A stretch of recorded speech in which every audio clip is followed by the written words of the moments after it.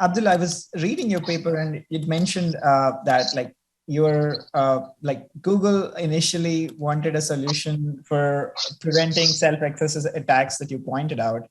You mentioned that they wanted a solution that actually, cleanses the URLs, right?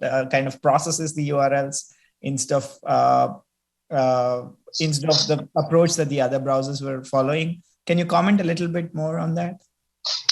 Yeah, sure.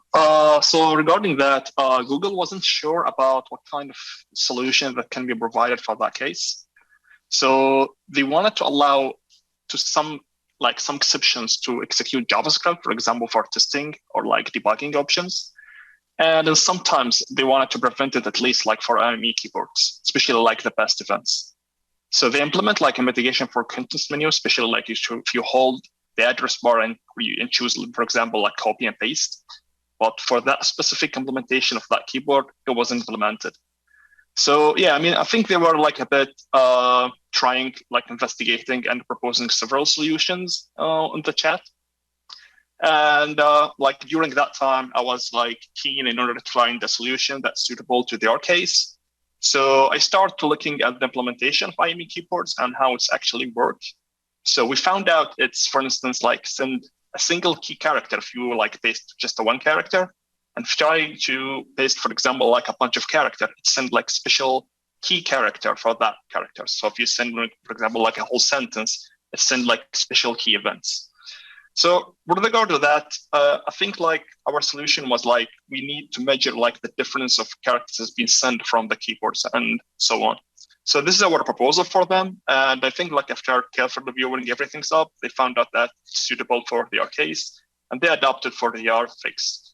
All right. Yeah. So I was wondering, I'm assuming that, most of the work that you did was a lot of, probably a lot of manual analysis, right? As well.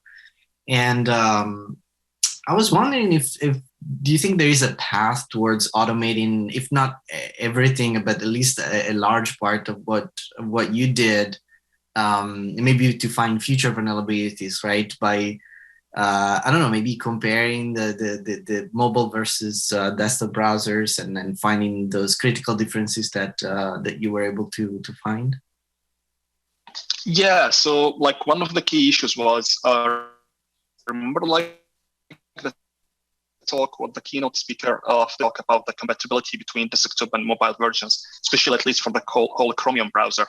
Mm-hmm. So yeah, I mean, like it's a bigger project, and sometimes when you install something on like a different device or different platform, you might face like several issues or different issues, especially on the compatibility and stuff like this. But it was surprising for us, at least, like there could be some bugs, and this was the case in our paper. But yeah, like performing an automated test could be a bit challenging, especially on that case, because sometimes you get like different user interfaces, so like different input methods. Like the keyboards we have be like some secret app dependencies or like app SDK, like Samsung. Like we didn't know there is some sort of SDK that's only specifically designed for Samsung device, and it's a fact the browser in that case.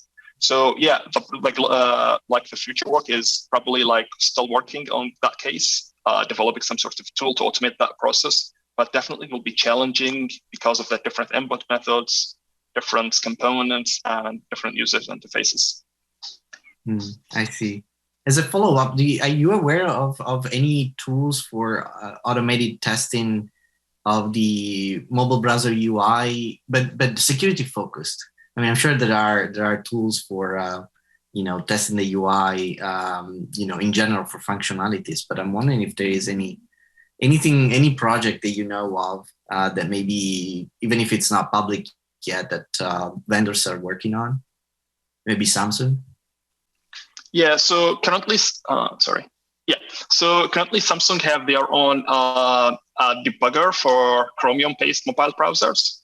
So it's like an independent solution, and you can debug like mobile browsers in Chrome, especially like the Chromium's one, regarding what kind of implementation, Samsung and so on. But it's still like, it's not like an automated tested, but at least it gives you some like console, some debugging, some interaction with the browser to see what kind of logs you can see. So this is probably like one of the promising solutions so far. And I hope like in the future we can see something similar to that.